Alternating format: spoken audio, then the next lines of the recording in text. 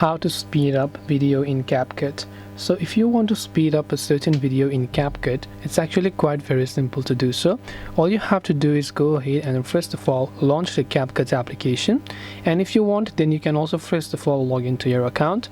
Then just select a certain video that maybe you would like to speed up, right? Now first as well, you have to actually select that video. Once you select that video, right at the bottom you'll find an option that says speed. Tap on speed. Now from here we have to adjust it, so go to the normal option here, and from normal option you can choose whether to increase the speed or whether to decrease the speed. To decrease it, you swipe towards the left. To increase it, you swipe towards the right, hit the arrow button, and as you can see, the video will be sped up, and this way you'll be able to speed up video in CapCut. Hope this video was very helpful. If you have got any more questions, feel free to also leave them down in the comment section below.